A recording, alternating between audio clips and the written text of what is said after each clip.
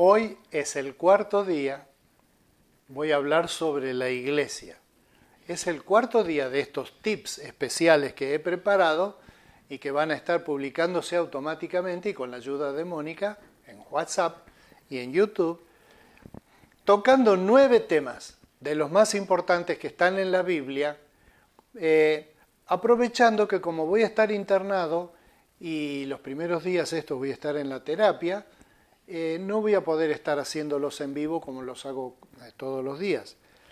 Pero para evitar que se corte esa cadena de más de 1000 y pico de tips que hemos publicado desde aquel día en marzo de 2020, cuando en Vialet-Macé la municipalidad nos notificó de que no íbamos a poder reunirnos en el templo hasta nuevo aviso. Por eso salieron los tips para pensar en cuarentena en aquel momento, y ahora han seguido como tips para pensar, y en esta semana larga que me toca la operación del corazón que ya pasó,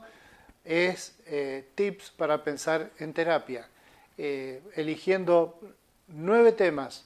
fundamentales de la Biblia, cosas que realmente uno tiene que entender y conocer de la Biblia, porque son muy importantes, como por ejemplo el tema de la iglesia.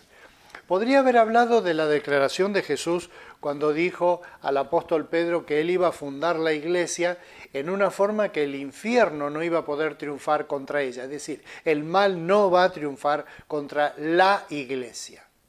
Podría haber hablado también de esta distinción que hay en la Biblia entre la iglesia y las iglesias. La iglesia es el grupo humano, digamos, de todos los tiempos, de todos los lugares, de todas partes del mundo, que creen en Cristo, que tienen comunión con el Padre correcta, arreglada, y los pecados han sido perdonados por Jesús.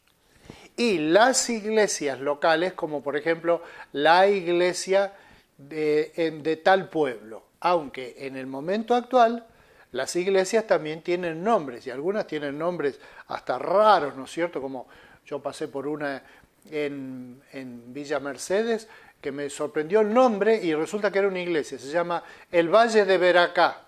así decía. Es por el Valle de los Huesos Secos de Ezequiel, pero me imagino que una persona que no está iniciada en el tema cristiano, que no ha leído nunca la Biblia, le iba a llamar la atención, qué nombre raro. Bueno, la iglesia local puede tener nombres raros, pueden ser iglesias pequeñitas, de pocas personas, hasta iglesias grandes, que se reúnen en templos y que tienen misiones por todas partes del mundo, la iglesia y las iglesias. Pero yo te quiero mostrar cómo era la primera iglesia cuando había una sola, porque después se desparramaron y fueron muchas las iglesias, pero esta es la iglesia de Jerusalén, que así comenzó, y en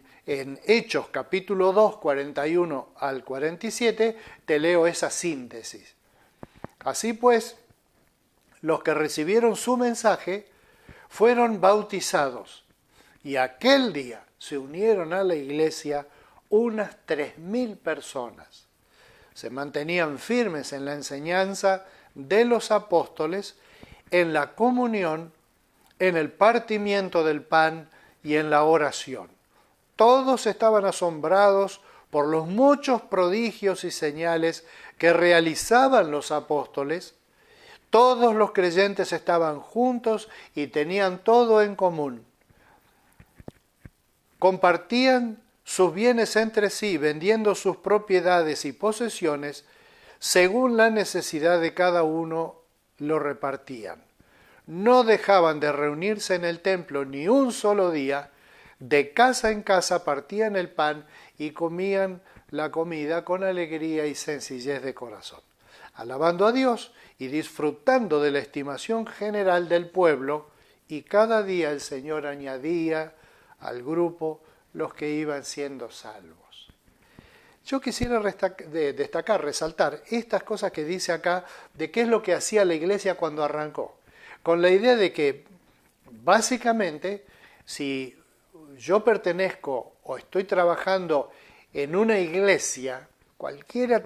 sea el nombre, cualquiera sea su ubicación, etcétera, deberían cumplir con estas condiciones que están acá, que no están puestas como condiciones, sino como una descripción de cómo era esa iglesia que nació bajo la predicación del apóstol Pedro acá en Pentecostés, y la gente que creyó aquel día, de repente 3.000 se convirtieron, pero eran gente de todas partes del mundo, es decir, muchos eran de ahí de Jerusalén y quedaron siendo la primera iglesia de Jerusalén, que no se reunía en ningún templo, sino en el templo de los propios judíos, hasta que se pelearon con los judíos y tuvieron que salir, pero también de miles de personas que habían venido de todas partes del mundo conocido, rodeando básicamente el mar Mediterráneo, pero también de lugares más distantes, que conocieron este mensaje y lo participaron.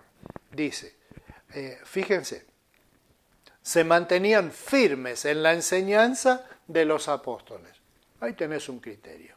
La enseñanza de los apóstoles. ¿Quiénes eran los apóstoles? Los 12 apóstoles que habían estado con Cristo y fueron testigos de su vida, y el sumado apóstol Pablo, que no estuvo en el grupo apostólico, pero es considerado por la iglesia naciente como uno de ellos. En la comunión, es decir, tenían contacto los creyentes unos con otros, y ese contacto era un contacto especial porque era básicamente un contacto espiritual. Como hasta ahora pasa, que mi vínculo con la gente de la iglesia donde yo trabajo o las iglesias que visito es un vínculo espiritual. Lo que tenemos en común es que los dos lados hemos sido personas que experimentaron la comunión en Cristo.